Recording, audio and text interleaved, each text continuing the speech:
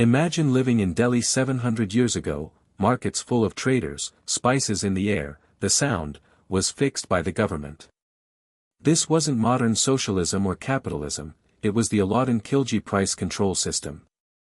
A medieval experiment that made Delhi one of the most stable economies of its time. Today, we'll uncover how Alauddin Khilji, often remembered as a warrior king, was also one of India's greatest economic minds. Alauddin Khilji, the economic genius of the 14th century. Part 1, Setting the Stage. Who was Alauddin Khilji? Alauddin Khilji ruled the Delhi Sultanate from 1296 to 1316 CE. Known for his bold military campaigns, he expanded the empire from Afghanistan to southern India. But as he conquered new lands, one problem grew bigger: Delhi's prices skyrocketed. Soldiers were being paid more, food became expensive, and corruption was everywhere. Khilji realized that if he wanted a powerful army and a stable kingdom, he couldn't just fight wars. He had to fight inflation. Part 2, The Problem, Inflation and Market Chaos. In the late 13th century, Delhi was booming. Traders took advantage of demand by hoarding goods, grains, sugar, oil, and selling them at high prices.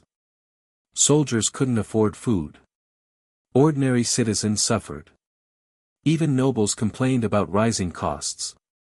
So, Alauddin came up with an idea way ahead of its time: a centralized economic policy to control the prices of essential goods, from wheat to weapons. Part 3, The System, Khilji's Market Reforms.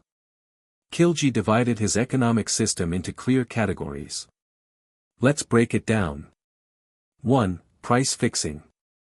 He ordered officials to fix prices for every essential item: grains, cloth, cattle, even slaves and horses. The rate of each item was recorded in a government register. No one could sell above or below that rate. 2. The grain control policy. To prevent scarcity, he built huge granaries in Delhi. Merchants were forbidden to hoard grain.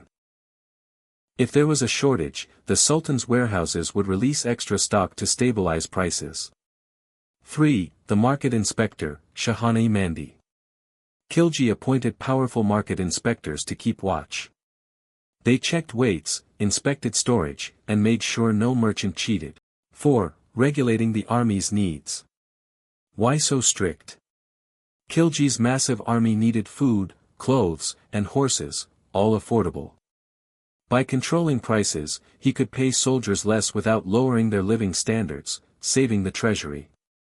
5. Surveillance and intelligence.